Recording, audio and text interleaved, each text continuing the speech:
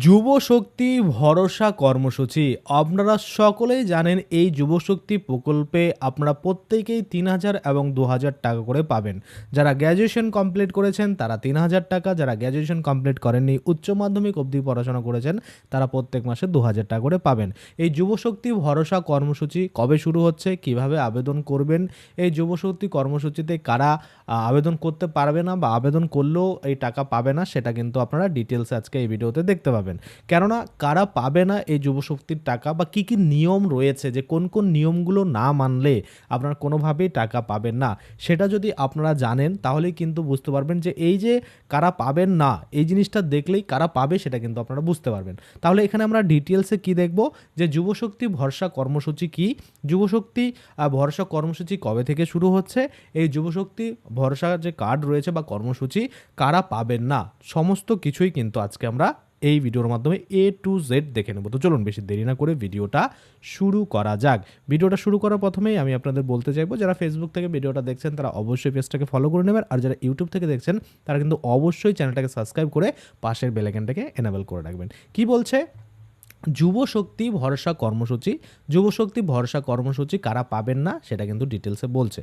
আচ্ছা, শিক্ষাগত যোগ্যতা অনুযায়ী মাসিক ভাতার পরিমাণ কিন্তু এখানে দেওয়া হবে, যেটা আমরা জানি গ্র্যাজুয়েশনেরদের জন্য যারা মনে করুন বিয়ে করেছে সেক্ষেত্রে তারা কিন্তু, বা যে কোনো মনে করুন উচ্চ মাধ্যমিকের পরে মনে করুন গ্র্যাজুয়েশন কমপ্লিট করেছে সে যে স্ট্রিমে করুক তাদের কিন্তু এই ৩,০০০ টাকা দেওয়া হবে।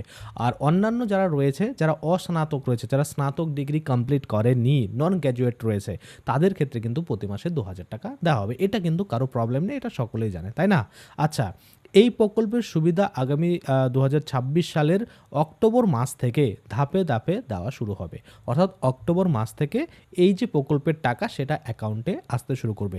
তাহলে কি অক্টোবর মাসে যদি অ্যাকাউন্টে টাকা আসতে শুরু করে তাহলে কি অক্টোবর মাসে আবেদন শুরু হবে? একদমই না। আবেদন কিন্তু শুরু হয়ে যাচ্ছে ২২শে জুলাই থেকে। আমরা অফিসিয়াল নোটিফিকেশান যখন পাবো, যখন আবেদন শুরু হবে ওয়েবসাইটের মাধ্যমে, আপনাদের কিন্তু সেই ভিডিও বানিয়ে আমি আপনাদের দেখাবো।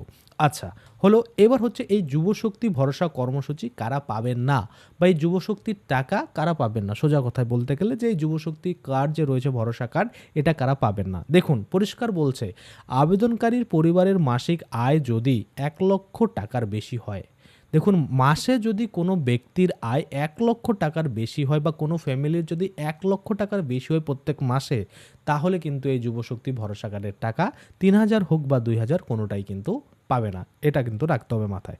আচ্ছা, তারপরে কি হলো, আবেদনকারীর বয়স ২১ বছর কম বা ৪৫ বছরের বেশি হলে আপনারা কিন্তু টাকা পাবেন না। অর্থাৎ আপনার ধরুন বয়স ২১ বছরের কম, কোনো মনে করুন যে ক্যান্ডিডেট রয়েছে যার ২০ বছর বয়স, সে কিন্তু এই টাকা পাবে না। আবার দেখা যাচ্ছে কোনো ক্যান্ডিডেট রয়েছে যার ৪৫ বছরের উপরে রয়েছে, সেক্ষেত্রে সেও কিন্তু টাকা পাবে না। এটা কিন্তু নিয়ম রয়েছে। অর্থাৎ ২১ থেকে ৪৫-এর মধ্যে যাদের বয়স তারাই টাকা পাবে, এবং তার বাইরে বা তার আগে যাদের রয়েছে তারা কিন্তু কখনোই টাকা পাবে না।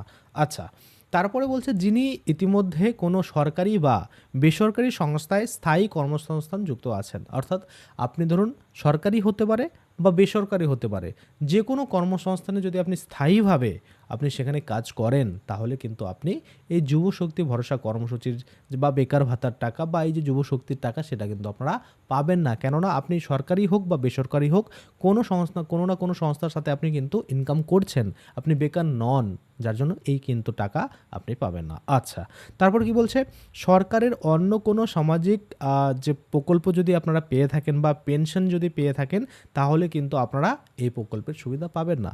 মানে সরকারি ধরুন আপনি অন্নপূর্ণা যোজনার টাকা পান, অনেকেই বলছে কমেন্টে যে দাদা অন্নপূর্ণা ভাণ্ডারে টাকা পেলে তাহলে কি আবার যুবশক্তি পাওয়া যাবে? মানে অন্নপূর্ণার ৩,০০০ টাকা আবার যুবশক্তির ৩,০০০ টাকা, মানে ৬,০০০ টাকা ফ্রি বাড়িতে বসে নাকি? মানে এটা মাথায় একটা কমন সেন্স থাকা দরকার। কমন সেন্স যদি থাকতো তাহলে এরকম অনেকে হয়তো কমেন্ট করতো না, কি যে অন্নপূর্ণার টাকা পাওয়া যাচ্ছে আবার সে যুবশক্তির টাকা পাবে কিনা? পাবেন না। আপনি যে কোনো একটা পাবেন, হয় অন্নপূর্ণা পাবেন না হলে আপনি যুবশক্তি পাবেন, কিন্তু একসাথে দুটো কখনোই পাবেন না। আচ্ছা, আরেকটা জিনিস সেটা হচ্ছে আপনার চাকরি প্রার্থী বন্ধুদের এই যে আপডেট সেটা কিন্তু অবশ্যই আপনারা দেবেন। কারণ যারা চাকরির জন্য পড়াশোনা করছে মাসে ৩,০০০ টাকা যদি পায় তাহলে অনেকটাই তাদের হেল্প হবে। তারপরে আমরা দেখছি যে এই যে এমপ্লয়মেন্ট এক্সচেঞ্জ ব্যাংক রয়েছে তার মাধ্যমে কিন্তু সিবির মাধ্যমে কিন্তু তাদেরকে চাকরিও দেওয়া হয়, এটাও আমরা দেখছি। অবশ্যই কিন্তু আপনারা সেটা তো আবেদন করে রাখবেন। অনেকেই আছে যুবশক্তিতে শুধু আবেদন করবে কিন্তু এমপ্লয়মেন্ট এক্সচেঞ্জ ব্যাংক যে রয়েছে সেখানে তাদের নাম নথিভুক্ত নেই। আপনি যে রেজিস্টার বেকার সেটার কিন্তু কোনো প্রমাণ নেই। কিন্তু আপনার কাছে যদি এমপ্লয়মেন্ট এক্সচেঞ্জ ব্যাংকে আপনার অ্যাকাউন্ট থাকে, আপনার কাছে কার্ড থাকে, তাহলে কিন্তু আপনি এই যে যুবশক্তি ভরসা কার্ডের টাকা এটা পেতে কিন্তু অনেকটা সহজলভ্য হবে। তো অবশ্যই সেটা এখনও টাইম রয়েছে, আপনারা কিন্তু বানিয়ে নিতে পারেন, 60 দিনের মধ্যে ভেরিফিকেশন হয়ে যায়। আচ্ছা, এই হচ্ছে টোটাল বিষয় যে যুবশক্তি ভরসা কর্মসূচি কি, কবে থেকে আবেদন শুরু হতে পারে এবং কারা কিন্তু পাবে না। তাহলে আপনারা যদি দেখেন এই 4টা নিয়ম আপাতত আপনারা দেখলেন যে এই 4টা নিয়ম যদি আপনি ফলো করেন তাহলে কিন্তু আপনি মনে করুন টাকা পাবেন, না হলে পাবেন না। কেননা এই যুবশক্তি প্রকল্পে বা যুবশক্তি ভরসা কর্মসূচিতে বলা হয়েছে যে 1,00,000 টাকার উপরে যদি কোনো ফ্যামিলির আয় হয় তাহলে তার কিন্তু এই 3,000 টাকার কোনো ভ্যালু নেই। যাদের টাকা নেই তাদেরই কাছেই এই 3,000 টাকার কিন্তু ভ্যালু রয়েছে। তো সেক্ষেত্রে এই নিয়মগুলো মানলেই আপনারা কিন্তু যুবশক্তি ভরসা কার্ডের যে মাসে মাসে 2,000 এবং 3,000 টাকা সেটা কিন্তু অ্যাকাউন্টে পেতে পারেন। যখন আবেদন শুরু হবে আমি আপনাদের ডিটেলসে দেখাবো কিভাবে আবেদন করতে হবে, কোথায় আবেদন করতে হবে, অনলাইনে করতে হবে, আপনারা সকলেই জানেন। একদম ডিটেলসে থাকবো, তাড়াহুড়ো করে কিন্তু ভুল করবেন না। অবশ্যই মনে করুন চ্যানেলটাকে সাবস্ক্রাইব করার মধ্যে যখনই আমি সেই আবেদন দেখাবো নির্ভুলভাবে সেই আবেদন অ্যাপ্লাই করা দেখে আপনারা কিন্তু আবেদনটা করে নেবেন এবং মাসে মাসে 2,000 এবং 3,000 টাকার যেটা আপনি পাওয়ার যোগ্য সেটা কিন্তু অবশ্যই অ্যাকাউন্টে পাবেন। আশা করি আপনারা বুঝছেন। আজকের জন্য ভিডিও এখানে শেষ করছি। ধন্যবাদ।